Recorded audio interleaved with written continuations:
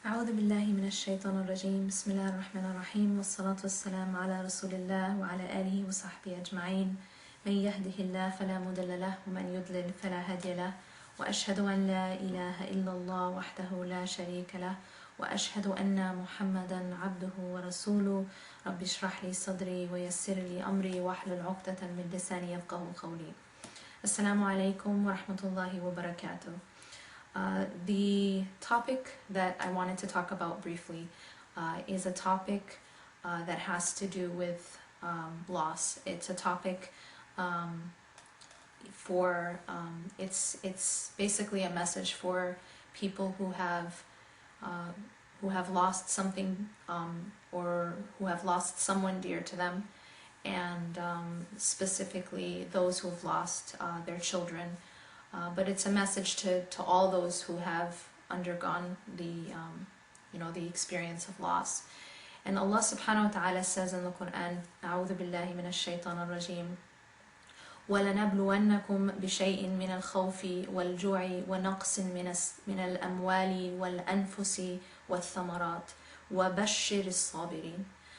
Allah subhanahu wa ta'ala says what means, and we will surely test you with something of fear and hunger and a loss of wealth and lives and fruits. But give good tidings, give glad tidings to the patient. And then Allah subhanahu wa ta'ala goes on to say, أعوذ بالله من الشيطان الرجيم الذين إذا أصابتهم مصيبة قالوا إنا لله وإنا إليه راجعون. Well, this is a very powerful statement. Allah subhanahu wa ta'ala says, so the ayah before is talking about that to give glad tidings to a particular group of people, and that particular group are as-sabirin. And so Allah subhanahu wa ta'ala, the next ayah goes and describes who is this group, who are as-sabirin. And He describes them as those people who, when a calamity or a disaster strikes them, they reply, they react or they respond with this statement, Inna lillahi wa inna ilayhi raji'un. Now I want to just take a second to talk about this statement, because the statement is very profound. Literally the statement means that indeed, inna lillahi, indeed we belong to Allah, wa inna ilayhi raji'un, and indeed to Allah we will return. The reason why this statement is so powerful is because it's not just a statement, it's not just something that we say, but it's something that if we really truly understand, it allows us to cope with loss.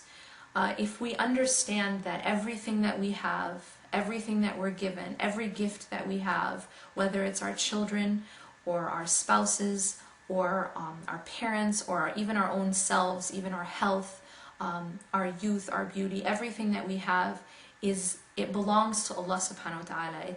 It's a gift from Him, and it's something that does not belong to me.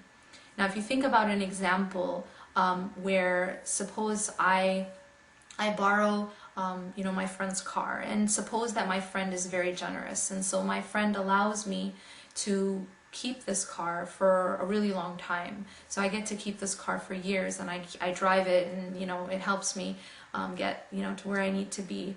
And then a point comes when my friend wants their car back.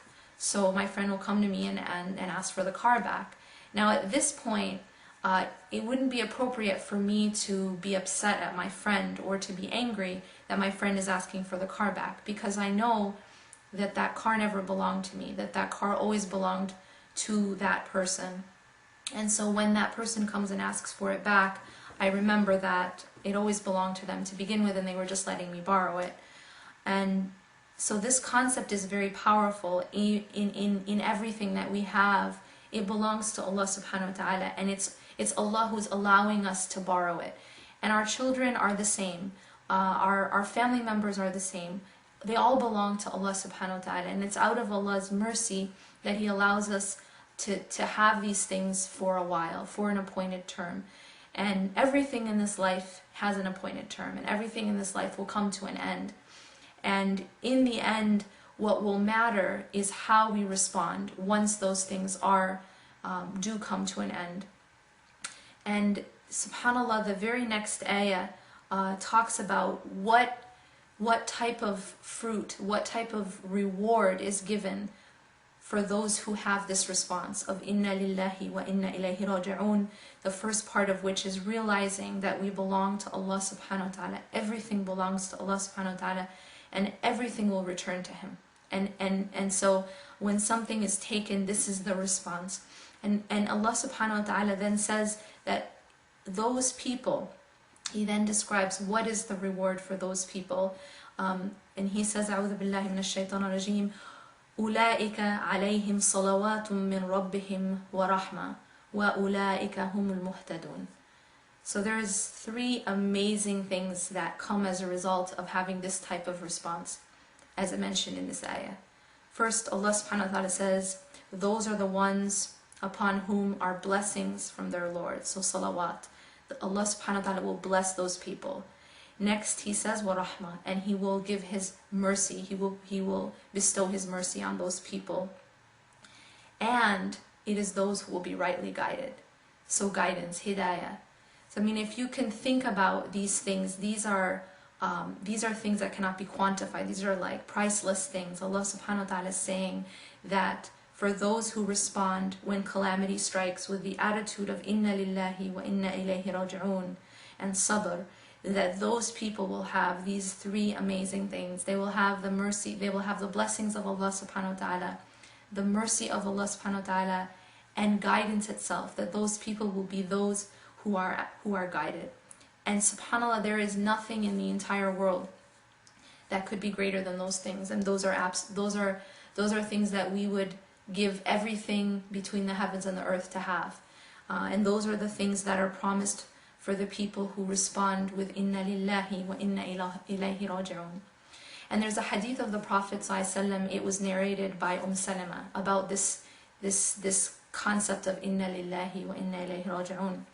She said that she heard the Prophet ﷺ say that if a servant of Allah subhanahu wa ta'ala is afflicted with any misfortune and then says this statement, inna lillahi wa inna ilayhi raji'un, Allahumma ajirni fi musibati wa akhlif li khayran minha. So what this means is, first you say the statement, the first part of the statement is, indeed we belong to Allah subhanahu wa ta'ala and to Him we will return.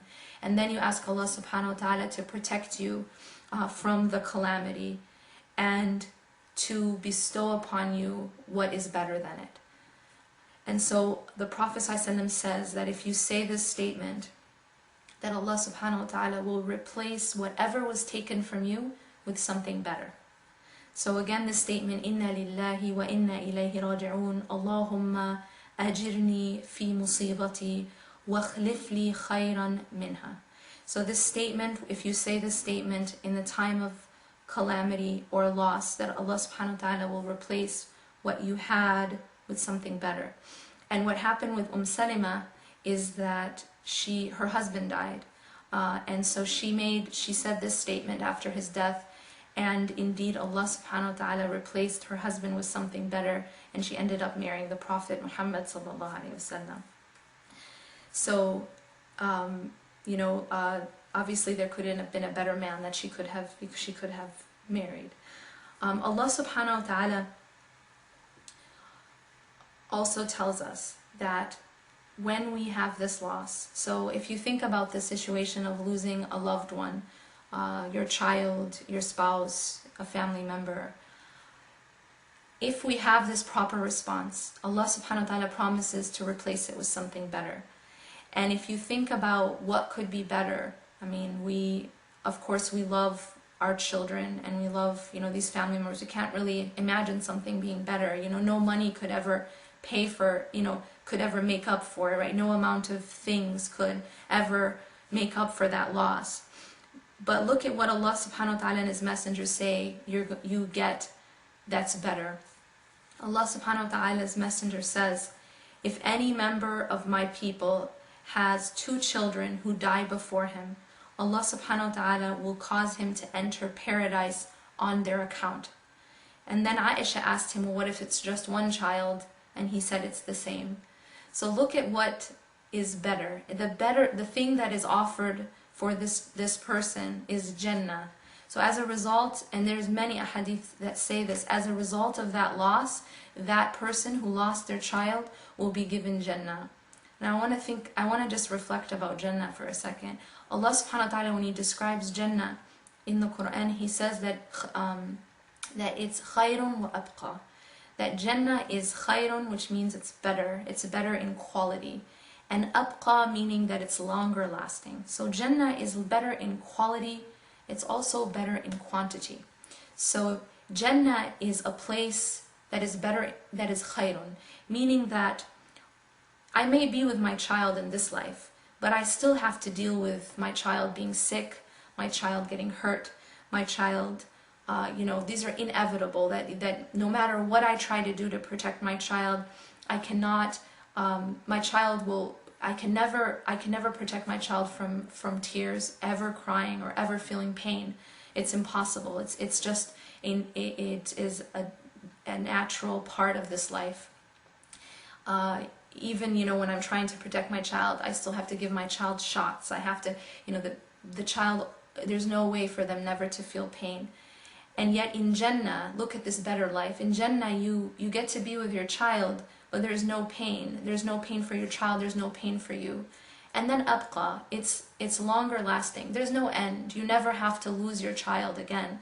You never have to be separated from your child again, because it's Jannah. So it's what is better. So as a result of this thing being taken from you, Allah subhanahu wa ta'ala will replace it, inshallah, with Jannah, which is better. Now, one of the ahadith which talk about this, it's actually one of the most moving ahadith to me personally, so I'll do my best to read it without getting emotional. But the Prophet ﷺ said that when a child of a servant of Allah subhanahu wa ta'ala passes away, Allah says to the angels, "Did you take the soul of my servant's child?" They say, "Yes." He, Azza wa Jal, Allah subhanahu wa ta'ala then says, "Did you take away the apple of my servant's eye?" And they say, "Yes." And then Allah subhanahu wa ta'ala says, "What did my servant say at this?" And they say, "He praised you and said, Inna lillahi wa inna ilayhi raji'un. Verily we belong to Allah and to Him shall we return." At this, Allah subhanahu wa ta'ala says, "Build for my servant a mansion in paradise and call it Baytul Hamd, the house of praise." So look at, subhanAllah, Allah subhanahu wa ta'ala, He knows what we go through when we feel that loss. He knows what we are going through when we feel that pain. And Allah subhanahu wa ta'ala, as a result of that, He will, when we're patient, He will replace it with a mansion in Jannah. He will replace it with a home in Jannah with your child.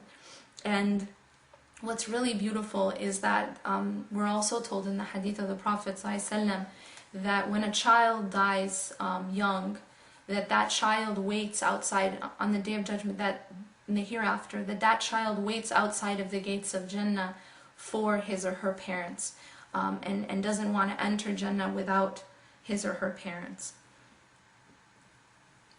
And Allah subhanahu wa ta'ala also, this is something I just want to, inshallah, convey to you, and because I think one of the problems is sometimes we think that having sabr and being patient with loss means that we're not allowed to feel sadness or we're not allowed to cry, and this is actually not true. Sabr, crying does not necessarily negate sabr, and we know this because, for example, the Prophet ﷺ, when his grandson was dying, he actually started crying, and one of his companions asked him, what is this? He was kind of taken aback that the Prophet ﷺ was crying.